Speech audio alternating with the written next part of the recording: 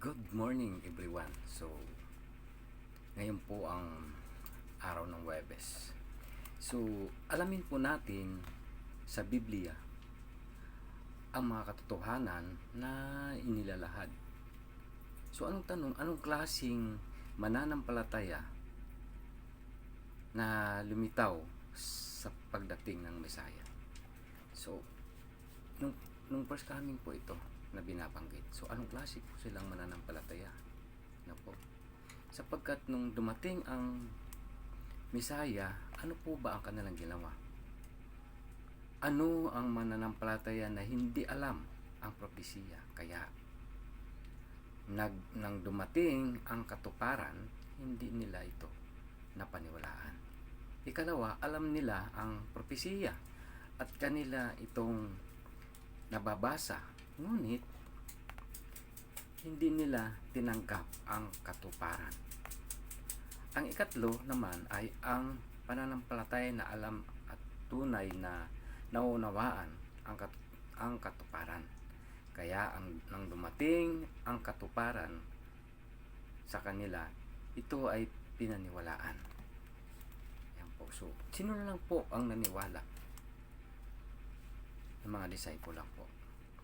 Tayo bilang mananampalataya sa ating panahon, ang Diyos, sino tayo sa tatlong klase na mananampalataya na tinutukoy dito?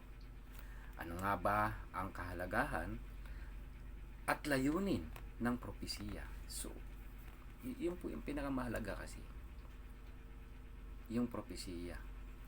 Kung hindi po naunawaan nung unang mananampalataya, so, sa panahon kaya natin.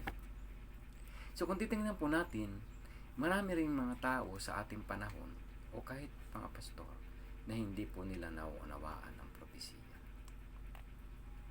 In John chapter 14 verse 29, I have told you now before it happens, so that when it does happen, you will believe. So, ang sinasabi po sa John chapter 14 verse 29 na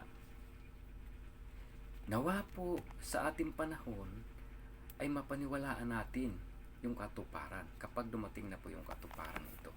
Ano po? Nawa po talaga ay maunawaan ng mga mananampalataya sa ating panahon. Sa John chapter 14 na sinasabi po dito, 14:29, malinaw na tinutukoy dito na nagbibigay ng salita bago pa ito mangyari. Upang nang sa ganoon, kapag nagkaroon na ng katuparan, ang mga mananampalataya ay makapaniwala. Ngunit, kung hindi natin maunawaan ang mga pangakong, paano tayo maniniwala sa katuparan nito? So, how? Kaya ganon na ang pagkakasaad sa Biblia. So, ganun na lang po. Lalo higit sa panahon natin ngayon. So, how much more for our time?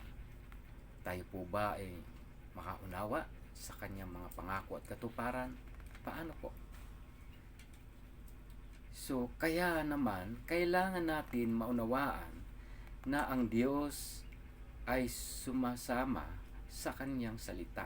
Ibig sabihin, ang salita ng ating kinakailangan upang tayo ay ang ating espiritu ay maging kalarawan ng kailangan.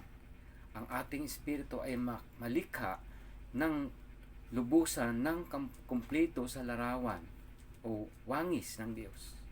Kaya nawa gamit ang lesson na ito ay manalamin tayo sa lahat ng pagkakataon.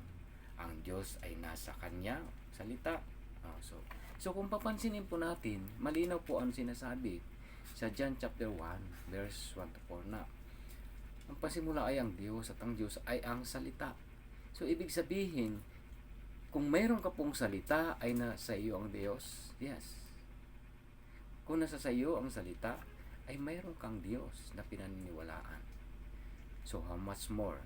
Nadawa po talaga, maunawaan natin ang kanyang mga kasulatan upang sa pagdating ng katuparan ay maunawaan at mapapaniwalaan natin ang mga bagay na natutupad sa ating panahon. Good morning po sa ating lahat. Nawa po talaga ay makaunawa tayo sa pamamagitan ng kanyang mga salita.